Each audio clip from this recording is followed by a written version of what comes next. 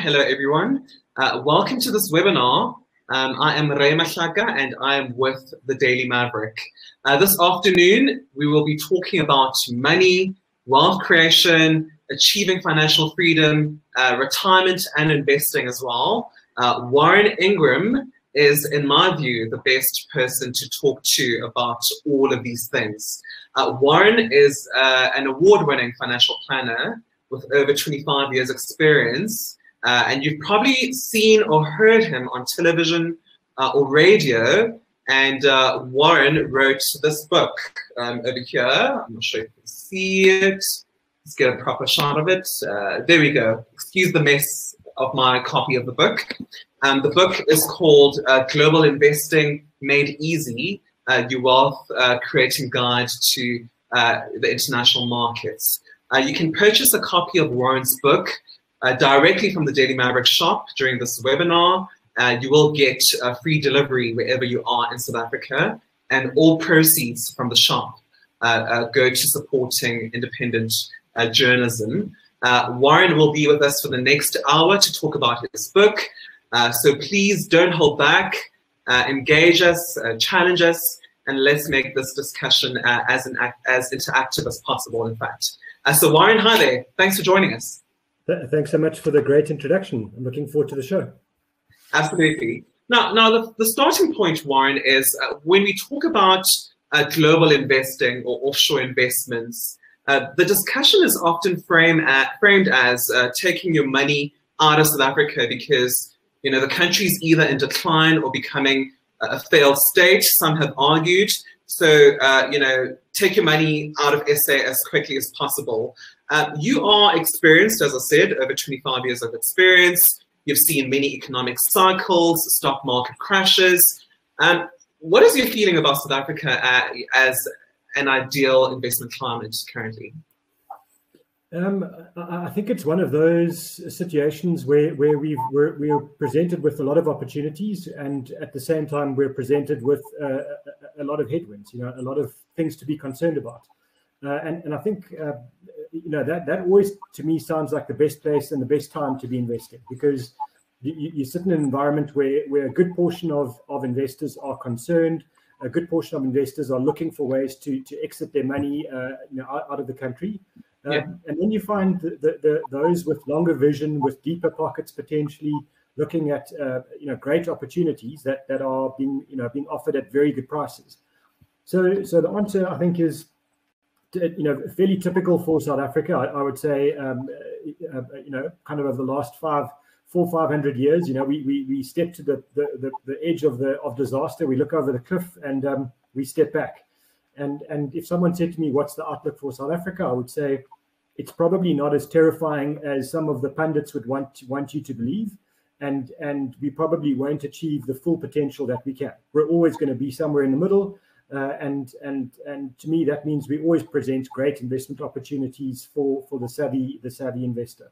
We have about nearly 300 people on this call. Hello, Adrian. Hello, Anne, Ashley, Jill, Mike, Alan, everybody. Thank you so much for joining us this afternoon. But I just want to go straight to the book. On page 78, you write, Warren, I prefer investments in countries that have a long history of good investor protection in the form of financial regulations that are implemented rigorously by competent regulators and legislators. In addition, I prefer investments in countries that are politically stable and economically prosperous. So on those three scores, Warren, when it comes to investor protection in the form of regulation, political stability, economic prosperity, how are we doing in your view as South Africa?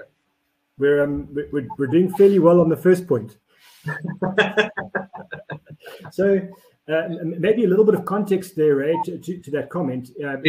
It's really for when you take money out of your home country, because when you're sending money out of a place that you know well, with laws that you understand and all of those things, and you send it, literally across the world or across the water, then the points that I'm writing there apply, because you want to know that you've got proper investor protection. You want to know the regulations are good, that the politics are stable, and you're investing in a growing economy. So it's more about that side of it. When your money's far away from where you are and potentially you don't understand the laws as well as you would in your home country, then those are key criteria. But not dodging your question, I think in South Africa, our investor regulations are actually pretty good. You'll find people in my industry complain that we're over-regulated.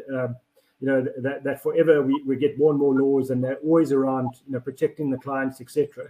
So the regulations are good and constantly going in the right direction for the end user, for the consumer. Political stability. I mean, you and I are both not politicians, and I guess we focus on business. But political stability in one sense is very good. And why I say that is, effectively, we've had quite a few presidents get elected, move on, and we don't have dictatorships, etc.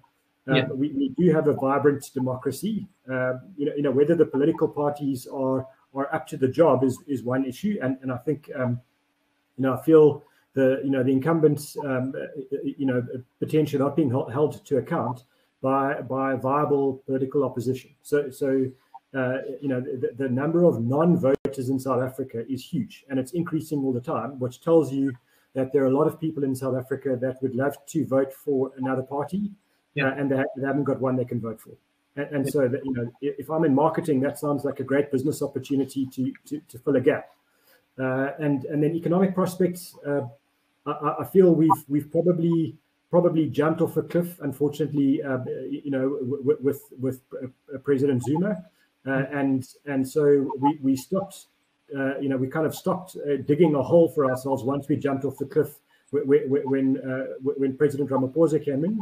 But unfortunately, as every business person will tell you, the reforms that have been spoken about are very good. The reforms that have been implemented are incredibly slow.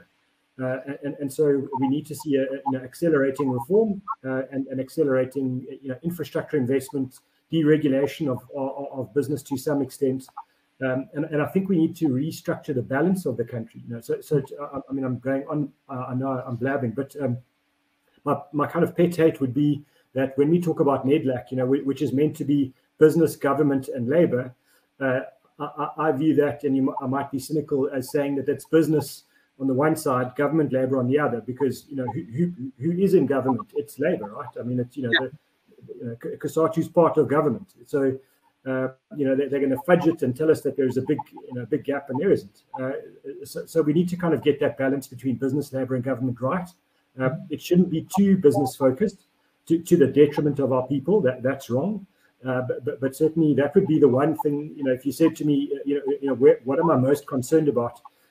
Political stability, not so much, but economic growth is a huge issue. Unemployment is the thing that worries me all the time.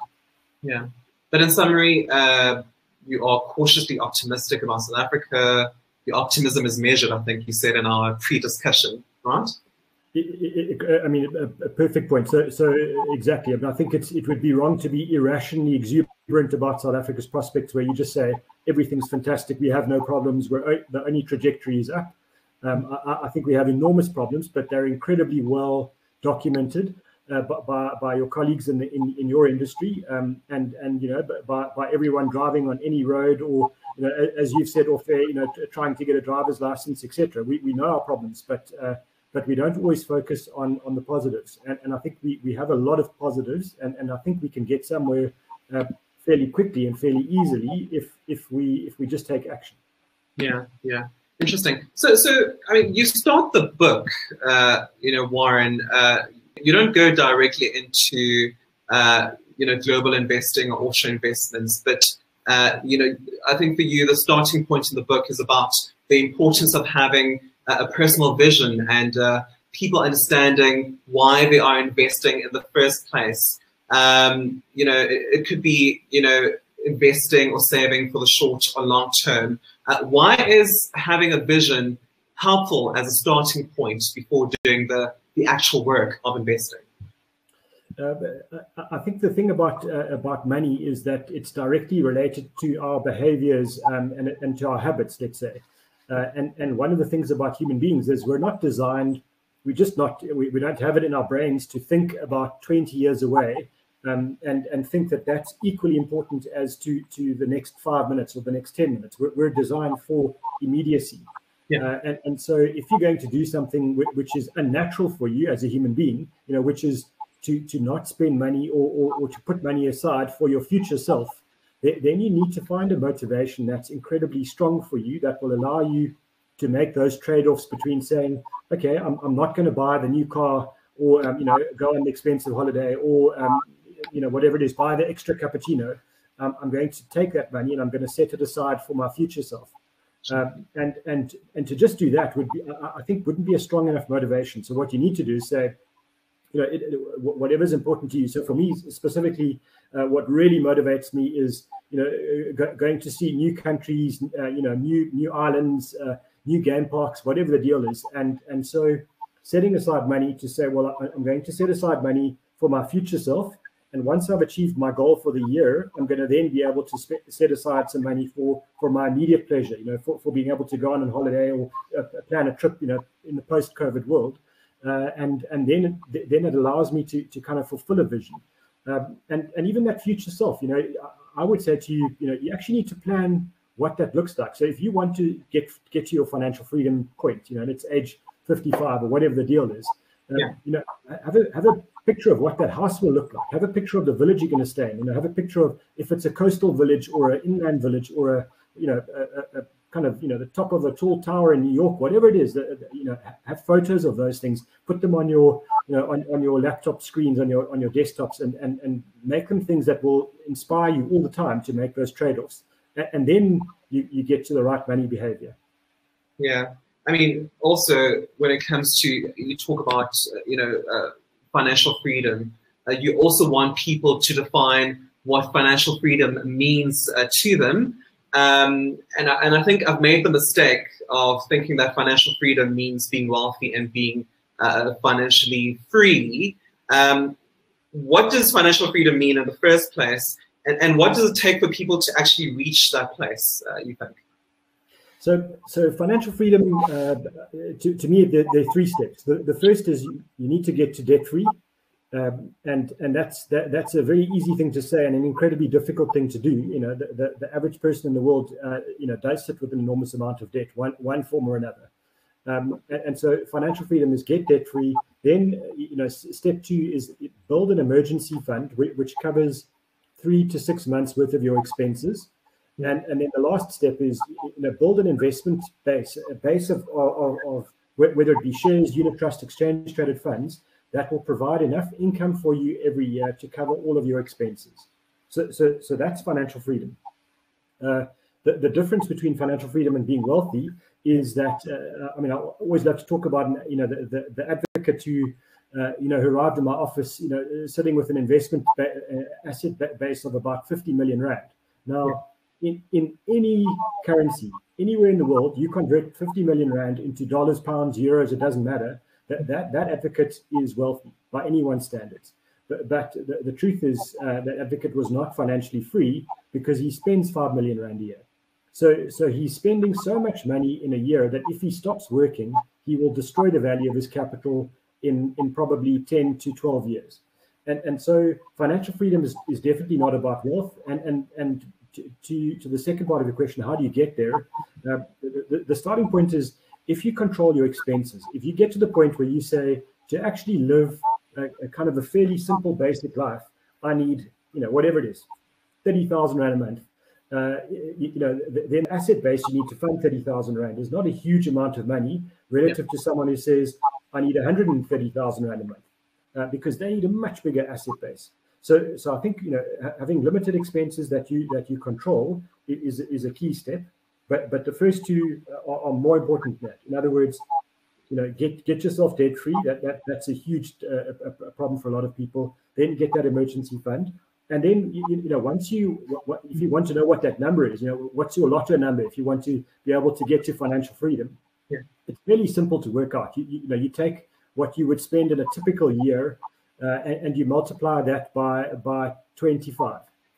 it's really that simple to do the calculation. I'm not saying it's easy to get there, right? I mean, all plans are simple to write down, but they might be hard to actually implement.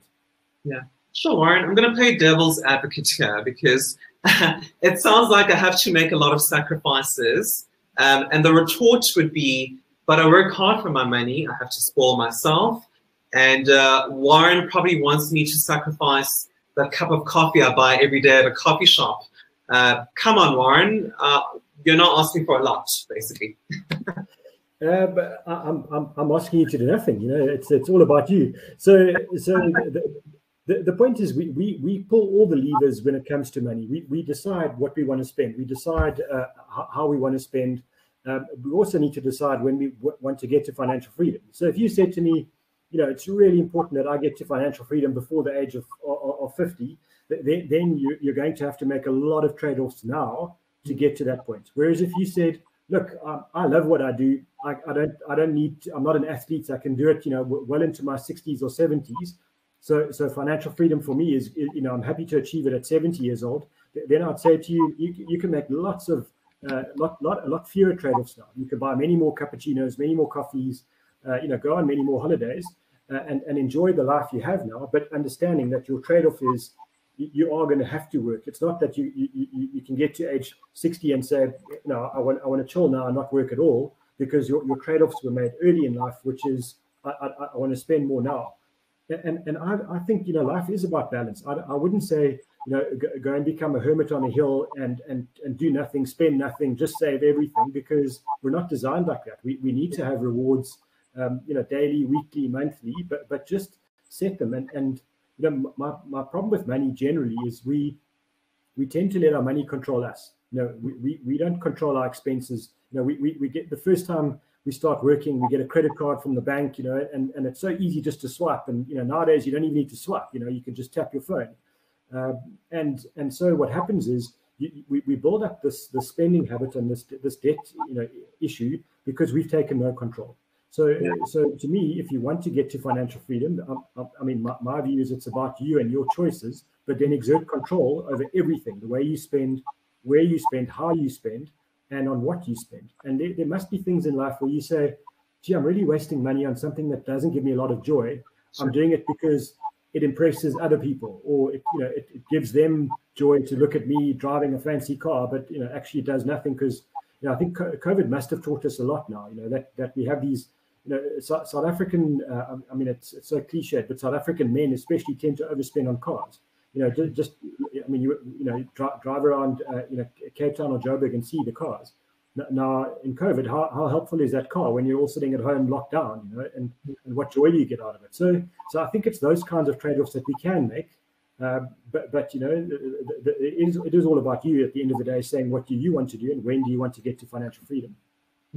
So if I've managed to rein in my expenses, is there a rule of thumb for how much someone needs to set aside money in order to be financially free? So how much should I be putting aside my income in order to reach that level of being financially free? Is there a rule of thumb or guidance?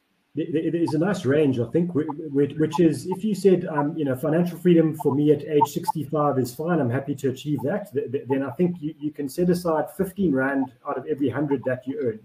Yeah. And just to be clear, that's 100 Rand before tax, before deductions. If you earn a salary, it's your gross income. If you said I want to get to financial freedom much quicker, I want to get there at age 45 or so, then you need to take about 33 Rand out of every 100 and save that. Yeah. So that would be the range. I don't think we should save less than 15, to be honest. I think that's a good minimum. Yeah. And when it comes to investing, Warren, especially for people who have debt, should people focus on paying off their debt first before beginning their investment journey, or can both be done, paying debt off at the same time as investing as well? What's your approach to the debt question? My 3 steps are debt-free first, emergency fund, then start investing. And the reason is that when you've got debt, especially something like a credit card or personal loans or overdrafts, You know, they're compounding against you at 18 to 25% a year, and there are no investments that are guaranteed to grow at that rate for time. So you might be lucky where you've been in shares, an exchange traded fund, or whatever it is that's delivered a return of 25 or 30 or 50%, but it's not guaranteed, and it's not going to compound at that rate every year. But have a credit card where you owe money, and it's guaranteed to compound against you at that rate for as long as you've got the debt. And so to me, paying off your debt first means that you're getting a guaranteed return because you're saving that interest. And so, to me, I want to do that first, and then I'll start investing.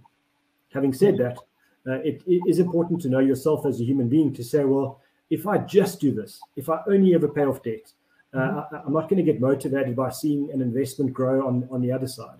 And then, it's another trade-off that you can make to say, well, okay, I'm going to take, out of my 100 Rand of money that I've got left over to pay for debt, I'm going to take 66 Rand, put it into debt, 33 Rand, and put that into, into investing. But if you asked me cold, all day, every day, what would Warren Ingram do? He would pay off his debt first. I don't want to work for a bank, it feels to me what you do if you've got debt. I see people actually want us to jump into investing, offshore, Warren.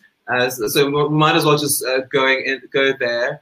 And I mean, you are a proponent of diversification, and you write that one of the golden rules for investing is to ensure that your money is well spread across a range of different types of investments, so that you do not lose all your money if one investment goes bust. And there was a question that I think Greta asked earlier on. In allocating money or capital in offshore markets, what should be the ideal split between the money allocated offshore and in one's home country? Is there a guidance or a general rule there? Yeah, I think there is. So there's almost a framework that you can use to make a decision like that. Sure. So my starting point is what not to do is don't invest in outside of your home country just out of straight fear in the middle of political upheaval or a stock market crash, etc. And most especially don't invest overseas and sell all your stuff in your home country because some talking head makes a decision like that and just tries to punch you out of your home country. You do it in a structured way. And my view is there are a couple of things that determine how much you send out. So the first is where are you going to spend your money? So let's just use investing in South Africa, investing overseas. If someone says to me, I'm going to live in South Africa for my entire life, then the starting point is that they need a good portion of their money in South Africa to cover their expenses here. Interest rates are higher here, etc. You want to take out the impact of exchange rates when you're spending your money. So then you need a bit more money in South Africa. And at the very least, I would say someone who's going to spend their entire life in South Africa that doesn't have a lot of extra money, I would say they need at least 25% of their assets out of South Africa. Yeah. If you've got extra money, in other words, there's a likelihood that you're going to leave behind money to the next generation, to children, then I think you need to increase that offshore allocation to at least 50% of your assets. In other words, 50% of everything that you own, including your house, all of those things, because you don't know where your kids are going to end up one day, where they're going to study, etc. So you need to kind of spread your range of options. And then lastly, for the families that, and there are not many of them, but for the families that are pretty sure they're going to leave behind money to their children's children, even if those are not born yet, my view is you need to increase your overseas allocation to about 75% of your assets. And the reason for that is that you're looking ahead now 50 to 100 years, and we don't know what the next 5 years are going to be, and what they're going to do, and how markets are going to perform, etc. So you have to be humble enough to say over 50 years, there's no way we can predict what's going to happen. So when you've got that kind of range of time, then I would say spread your assets far and wide across the globe, and then you cover your expenses in your home country with the remaining 25%. So the last kind of decider will just be personally where you plan to spend your time. So if someone says, I'm going to spend, I don't have a lot of money, but I'm going to spend half my time in South Africa, half my time overseas, clearly you need to budget for the overseas time, and the overseas expenses with overseas money. So if I think if people are planning to immigrate, for example, I mean, I hope they're not, but if they are, clearly they need to reduce their SA exposure quite quickly and build up their offshore exposure so that they cover their future expenses, out of rands in whatever country they're going to live in. Yeah, and there's a huge universe of investment products, investment classes as well. Can you just maybe talk us through that to see if there's a question that comes up about, what does Warren prefer in terms of asset classes for offshore investing? I always think that, if you put me in one box and say, you can only put your money in one asset type or asset class, I would tend to favor investing in shares over all other asset classes. In other words, I would go, and I'll talk about how you can buy the shares, because I'm certainly not saying we all need to become experts on every share in the world. That's an impossible job. But if your choice of asset classes would be, for example, to buy a property, to go and buy, for some reason South Africans want to always buy a property in the States or in Europe or somewhere, or in Australia, whatever the deal is. I'm not in favor of that. Buying a physical property is hugely expensive. The transaction costs are really high. You've taken all of your eggs and you've put them in one basket in one country across the water, in potentially in a regulatory environment you don't understand. So I'm not in favor of that. Yeah. I'm also not that keen to put my money into cash or government bonds in especially mainland Europe, Japan, or the USA, because those countries pay you no interest. So you get the diversification out of South Africa, but you don't get much growth on the money on the other side. And so we're left with shares as my favorite asset class, simply because good, well-run companies are able to adapt to political environments, economic environments, interest rates, whatever's going on. Well-managed companies will adapt themselves to whatever the environment is that they face. Yeah. And so I would say, if you're starting a global portfolio and you want to do one thing, then just buy a world stock market index. There is something called the MSCI World Index. It represents literally thousands of companies across the globe, most of the biggest companies in the world. And that's a great starting place. You don't need to be a share expert where you say, I'm going to buy Microsoft in America, Pfizer, Johnson & Johnson, all the way to Toyota in Japan. You can buy the index and be pretty sure you're going to get, probably in the top 20% of returns of all investors around the world simply by being in an index. It sounds boring, but it's a great way to make consistent money. So to me, a global index in exchange traded fund or a global index unit trust, I would tend to prefer that. What I wouldn't do is take a very specific view. In other words, only buy a China fund, or only buy a UK fund, or only an America fund. I always want to be in a globally diversified portfolio. Yeah. So you want exposure to different countries and jurisdictions, basically. That's what you're saying. If we're talking about diversification, then and you're spreading your risks out of your home country, what you don't want to do is take the hard-earned eggs you've saved here and you put them into another basket on the other side, and it's one basket. You want to spread them and then spread them across many different companies, because let's just talk about something like buying Coca-Cola versus Microsoft. I mean, you just don't know how either of those companies will perform in the next 20 years. You can make a calculated guess about sugar being bad for Coke and work from home being great for Microsoft, but those are educated guesses. Whereas what I'd rather do is say, let me have exposure to many different companies in many different economies. And how will a balanced portfolio look like, and the ideal allocation of capital to each asset class? You talked about ETFs earlier. There's index tracking funds, mutual funds as well. So what would be the ideal, balance and the split between each asset class? So for most of us, I think if you look at the class of unit trust, or mutual fund literally called balanced funds, and you go and look inside how they divvy up their assets, they give you quite a nice, kind of a benchmark for what you should do.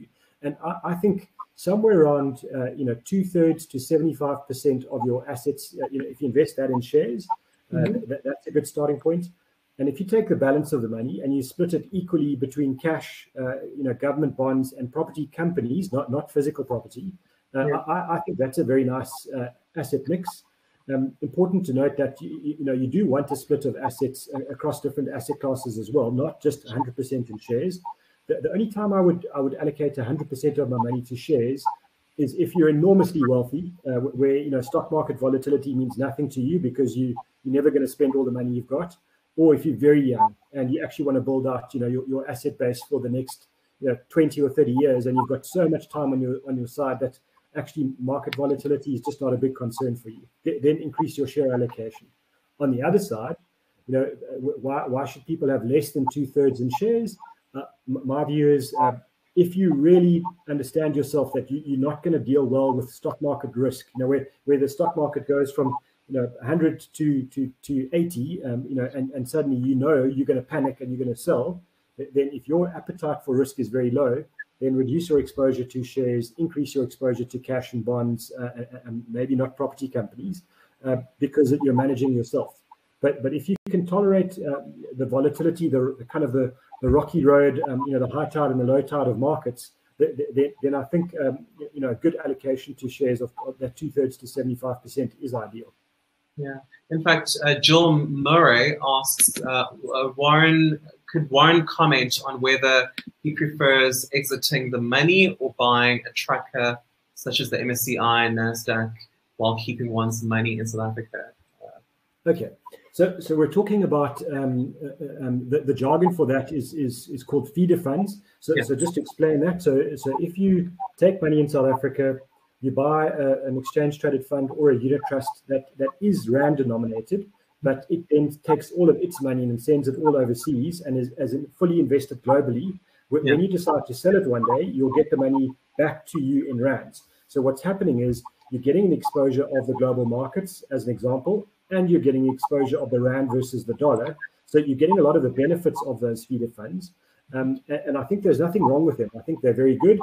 Actually ideal for someone who's saving a regular amount of money. So in other words, you're doing a debit order out of your bank account on a monthly basis or every 6 months or so. I think feeder funds make sense.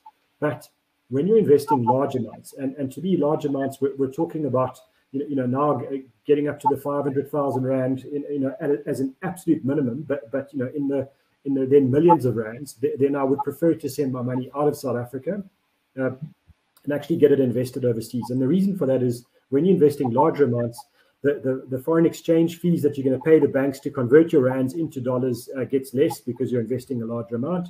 And your transaction fees on the other side, when you're actually buying the share, the exchange traded fund or the unit trust, are also much lower.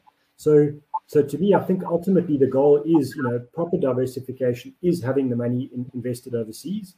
But you've got to manage the costs and the logistics of how you do that on a monthly basis.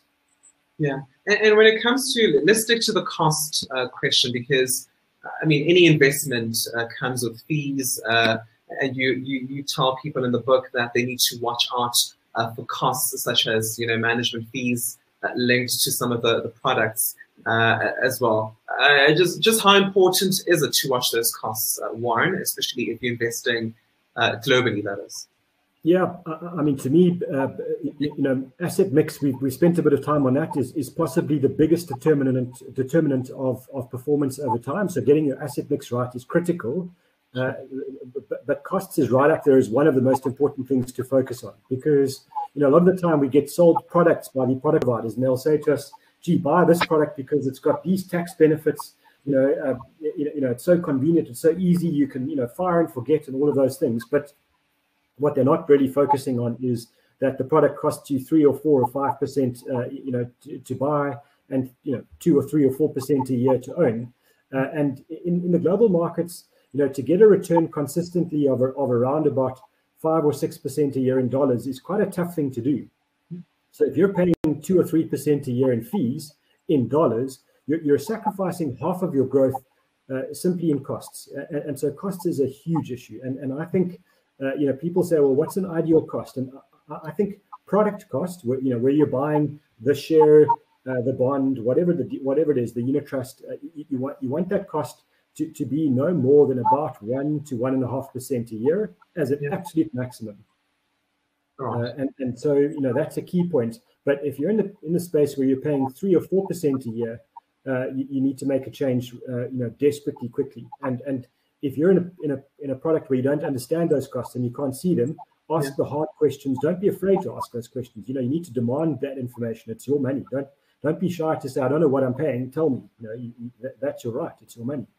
Yeah, and ETFs generally have a much more cost-effective structure, if memory serves, right? That used to be true, but two things changed. One, when exchange-traded funds first came into the world, they were much lower cost than unit trusts or called mutual funds overseas. Yeah. But then what happened was the unit trust industry woke up to this, and so they started offering unit trusts that also track indexes as well, indices. So now you can get an index tracking unit trust that costs the same as an exchange-traded fund. So I wouldn't avoid unit trusts on principle. I think that they are valuable. Yeah. And the other thing that happened was that a lot of new companies came into the exchange-traded fund market and started to sell very specific, very niched exchange-traded funds that came with huge costs. So don't buy an exchange-traded fund blindly where you assume that because it's an exchange-traded fund, it's definitely low cost. You could actually end up paying more than a lot of managed portfolios or expensive unit trusts. Yeah. So read and know what you're getting yourself into. Basically, that's what you're saying. Sean Griffiths says, in your opinion, what is an acceptable total investment charge? I think I'm not sure. Total investment. Yeah, let's cover it. So total investment charge, just as the jargon, what you're looking at there is the actual cost of the fund. So for example, you're buying XYZ's balanced unit trust plus an administration fee, potentially also an advice fee. My view is you don't want to, and on top of that will be transaction charges as well. And my view is you probably want to be at a TRC, total investment charge, of about 2.3% a year or less, if that includes advice. If there's no advice, then I think somewhere around 1.5% total investment charge is good. And certainly, that's including administration fees. So I think that's an important thing maybe just to touch on is we're talking about global investments, and one of the things is also just the home of your global investments. So the father of index investing was a man called John Bogle who started Vanguard, and so those are mainly exchange traded funds listed in America, and a lot of the best companies that we know, the brands that we know, are American companies. So we're quite tempted as investors to kind of house our investments that are not in our home country. We put them in America.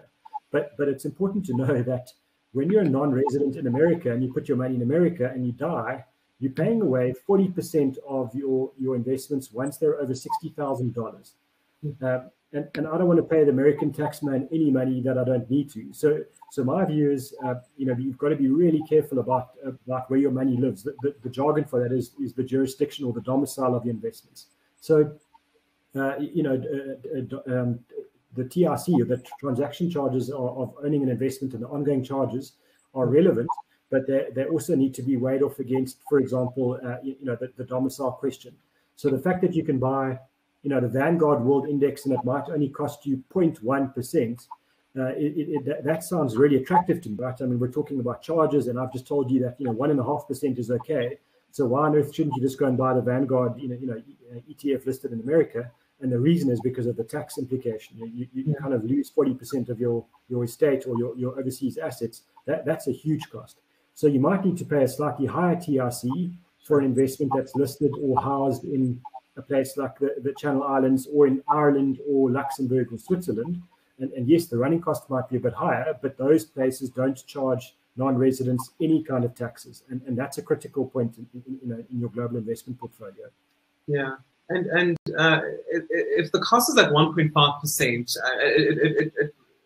this question relates to what Boane Mochafe is asking. What would be the rate of return to make headway in terms of the cost you pay? So I think for a balanced, we talked about a balanced asset allocation of 2/3 in shares and the rest split in cash, bonds, property. And if you're in a global portfolio, I think you're aiming at around about 4% or 5% a year in dollars as a dollar return. And then if you're losing, 1.5% a year in fees, we're at that 3.5% a year after costs return, which to me is not bad. I know we're spoilt in South Africa because we always think, wow, 3.5% return, that's useless. But remember that your inflation rates in mainland, US or Europe are very low. They could be at 0.5 to 1% a year. So you're getting a real return, a growth rate after costs above inflation of about 2 to 3% a year. That's a good return to aim for over the next, 5, 10, 30 years. Yeah. Colin Butler asks recommendations for offshore, investment platforms. So I'm always scared to punt, product providers because I don't want to give them free advertising. But I think looking for a low cost, let's say stockbroking account makes a lot of sense to me. I think the first point there for Colin is make sure that the domicile is right. In other words, choose one that's sitting in as I said, in Ireland or Luxembourg, the Channel Islands, Switzerland, and so those kinds of platforms. Looking at a platform like Swissquote or looking at a platform like Interactive Brokers, a good idea. Or even just buying a direct unit trust in one of those countries, one of those jurisdictions also makes sense. You don't need to be having a stockbroking account where you buy 1,000 different investments if you just want one simple index tracking unit trust. Yeah.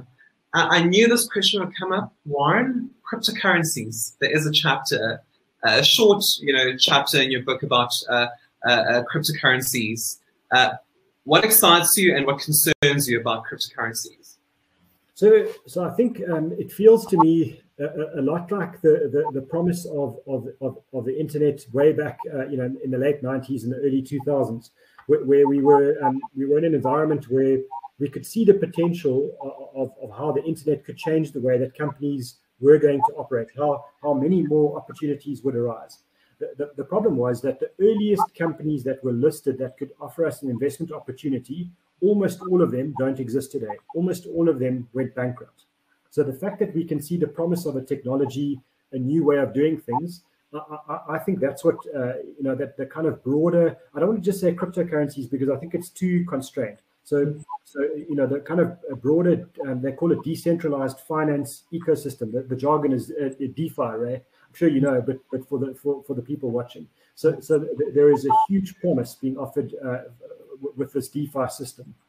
The issue is, are the earliest adopters of that in terms of products that are out there, the new cryptos, the new DeFi businesses, are those the ones that are going to be around in 5 or 10 years' time? And are they the ones that are going to be most rewarding for us as investors? And the reality is that we organized this on Google, right? And Google wasn't the first business to offer a web browser. It wasn't the second or the third or the fifth, but it's certainly been the most promising one. And I think that's the point I would make here is be careful of the speculation bubble, because that's what I think we hit with new technologies or new ways of doing things. And I think we are there to some extent where people are so afraid of missing out, FOMO. So FOMO is an awful reason to invest. That's just not a reason to commit money to something.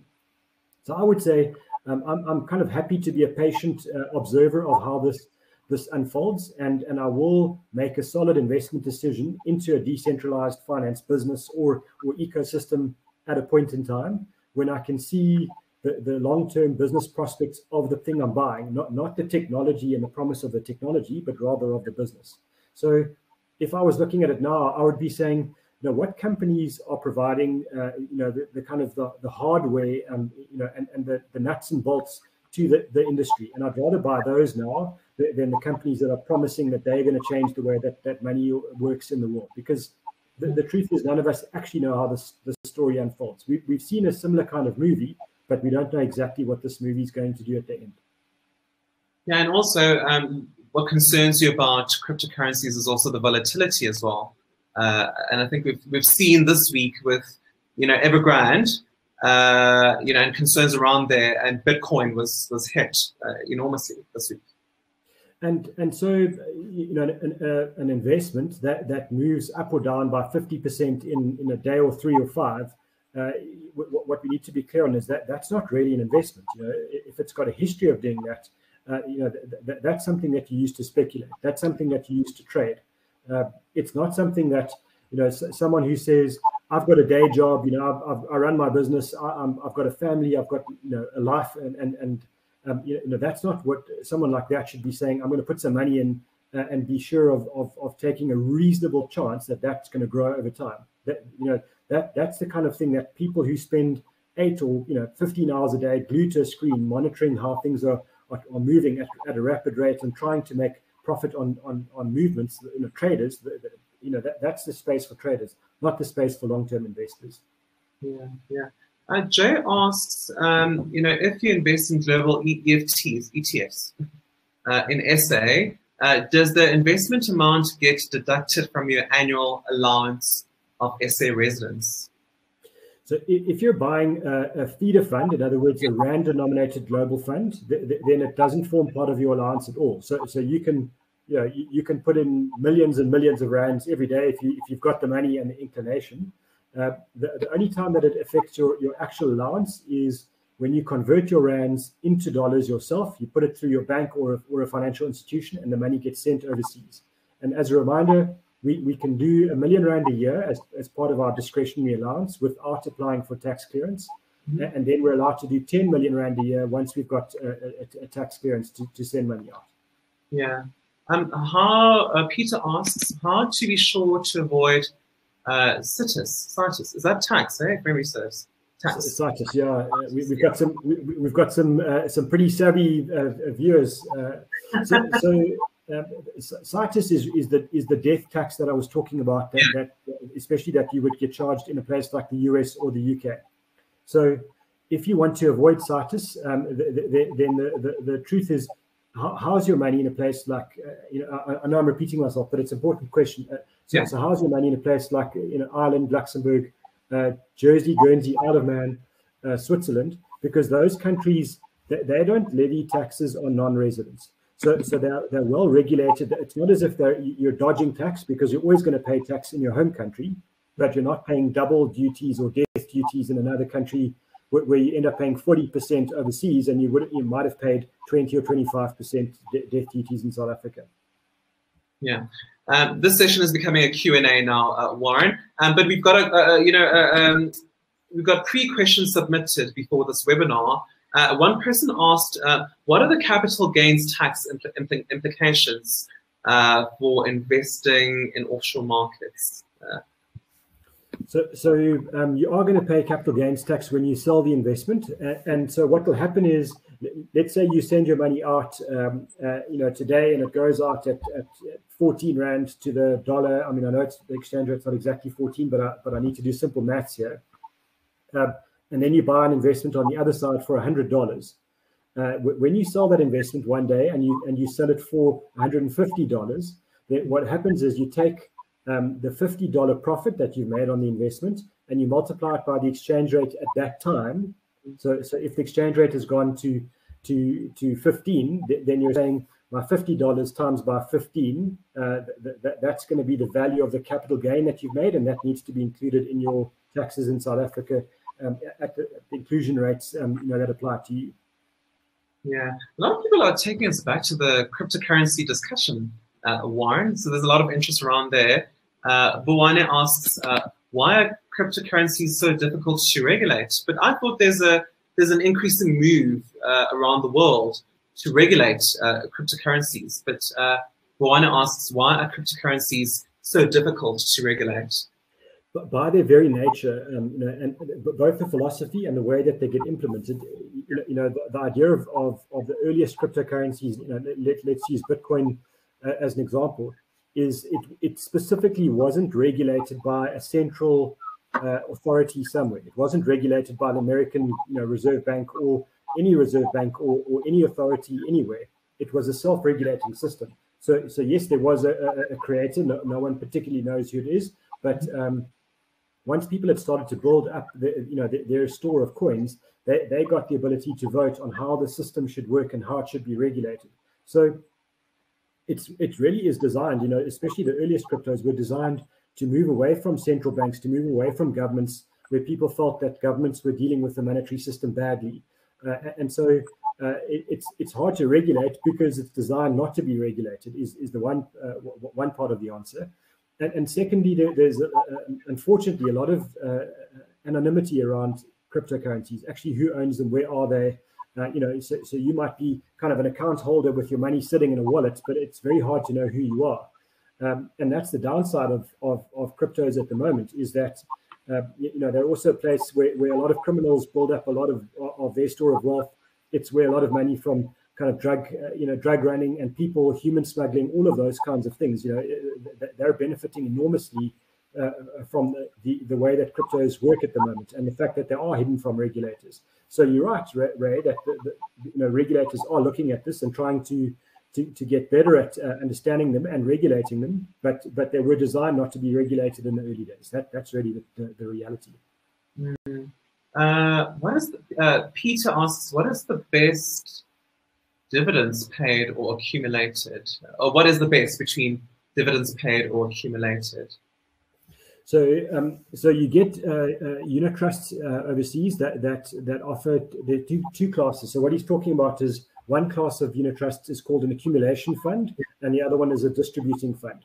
And all that means is the distributing fund, whatever dividends are earned by the fund in a year, those dividends are automatically distributed after costs to their unit holders. Whereas an accumulation fund, the dividends are earned, but they're retained inside the value of the fund, and then the whole fund's price goes up by those accumulated dividends. In terms of South African taxes, you would definitely want to go the route of an accumulation fund, where you don't receive those dividends, that they accumulate inside the asset value of the fund, so that you only pay capital gains tax when you decide to sell, but you don't get stuck with interest or rental income or dividend income through a tax year. So I prefer the accumulation route. Yeah. And Paul Bester asks, and I think there's a chapter in your book where you talk about trusts and foundations as well. But Paul asks, how would you do global investing by an SA registered trust? So what would be the approach by a trust investing in offshore markets? So unfortunately, South African companies, South African trusts aren't allowed to actually convert rands to dollars or pounds or euros to send the money out and then to invest in the name of the trust overseas. So it isn't possible to actually get that proper global exposure that way. So what they would need to do is follow the feeder fund route that we've spoken about, so rand denominated global funds, or for example on the JSE, there are quite a lot of companies that are listed on the stock exchange in South Africa that earn some or potentially all of their money globally. So your routes are feeder fund unit trusts, feeder fund exchange traded funds, or South African shares or shares listed on the South African exchange that are global businesses. Yeah. Greta and Robin ask, how does one invest in shares offshore with money that is in offshore markets already? How does one actually invest money offshore if the money is offshore already?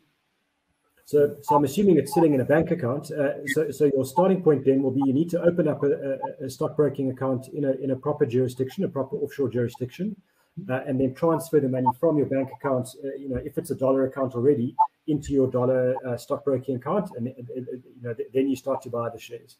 Yeah. I'm trying to go. So I think a lot of people missed the part, Warren, when you actually outlined the considerations or what to think about first. Before building a portfolio in offshore markets. Maybe you can go through some of those points again. If you want to construct your own portfolio, what are the key considerations to remember here? So we're past financial freedom, Ray. We're talking about actually how you build your offshore portfolio. Yeah. So I'm a big fan of index tracking investments. I think that's a huge a factor for anybody. We should all own a portion of our overseas assets in global investments. Mm-hmm. So as a personal philosophy and certainly as a business, I've always felt that you should have at least half of your money indexed, and the other half you can put it into either individual shares or into active funds where you're paying a fund manager or a company to buy individual shares around the world on your behalf. But my starting point would be that if you're starting out or you want to build a portfolio, don't be shy of just buying that MSCI World Index as a starting foundation for a portfolio, and make sure that, whether it's in a unit trust or an exchange traded fund, it doesn't matter. Make sure the costs are good and the jurisdiction is right. And then over time, as that portfolio size gets bigger, you can start to add a bit more variety of investments. But I think a core, and it could easily be 50% of a portfolio, should be in that world index. And that would be for somebody, for example, who's investing $100,000, $1 million, or $10 million. Make sure that 50% of what you own at least is index tracking. And then if you've got the ability to buy individual shares or buy individual companies, I'm a huge fan. I write about it in the book quite a lot of what we call investment companies. Those are mainly companies that are listed on stock exchanges around the world, especially in the UK and the US. A good example of one would be something like Berkshire Hathaway, where it is a company listed on a stock exchange, but its job is to invest in other businesses. So I like investment companies. I think they're a great complement for index tracking, exchange traded funds. And there are some really good ones, for example, in the UK that go back. If you want to talk about track record, Ray, some of these companies go back to 1880. So we've got a very mature industry to buy into on the other side. So the fact that they're new to us doesn't mean that they're new investments. Yeah, there was a question about property, if I can find it. Dion asks, if you own a property in, say, London, would you sell and invest in stocks or hold? What would be approached there? I know you don't like property. I'm not a fan of property, Dion, just in general. So I mean, it'd be difficult to say to you on principle, just sell without knowing a bit more about the property in question. But as a principle for everybody, I would prefer to buy shares or exchange traded funds, not individual properties, just because I think they're really expensive things to buy, and they're expensive to hold, to maintain, and then to sell one day. And generally, they would represent a huge part of your asset base. And just think about something like Brexit for someone owning a property in London. If Brexit had gone much worse, you might have seen property prices collapse by 50%. I mean, it happened in Japan. And so it's not, don't think that volatility is unique to emerging markets. You can see developed countries, with property prices just collapsing for decades. So I think my preference would be shares and definitely a global basket, not just shares in the UK or just in America. Yeah. And in general, direct property has a lot of costs associated with it in running it. But I think you said the caveat is if you do get a high rental income to cover your costs. That's the approach. Thanks. That's a good save. You're right. I mean, I should mention that. So if you're earning a lot in rent relative to the value of the property, that's great. And at the same time, just understand the market that you're going into. Some mainland European countries, for example, might offer you some kind of a visa, and you think, well, I've got a visa attached to a property, let me buy the property. But actually, there are so many terms and conditions that we don't understand about European property laws and taxes, etc., that I just tend to avoid those, as a principle. But if it's a compelling investment and you've done your homework, of course, that doesn't mean you should avoid them at all costs. Yeah, I think you've addressed this question. Warren touched on it briefly, but Sean asks, how do you go about offshore fund selection? How do you select ETFs or index funds? So where the jurisdiction of the fund is important, and as a starting point, then global I like, and then cost is the next critical criteria. So and then I think also just understand who the provider is. I tend to prefer buying bigger provider products. In other words, if you're not talking about Vanguard, the other big ETF provider is a company called iShares, and that's owned by BlackRock. And that there are enormous funds, and so size counts when you're buying an index because the costs generally are much lower on larger funds. So costs are critical. Make sure that the implementation of the investment is done well, and make sure that it's in a good jurisdiction with a strong regulator, so that you're protected as an investor. Yeah.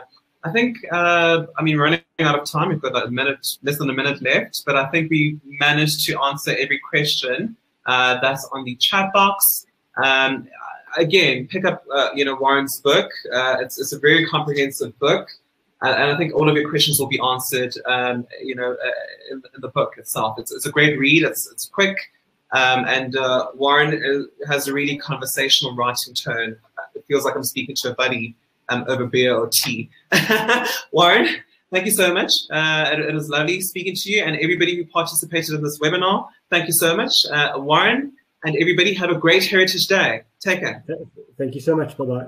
Cheers.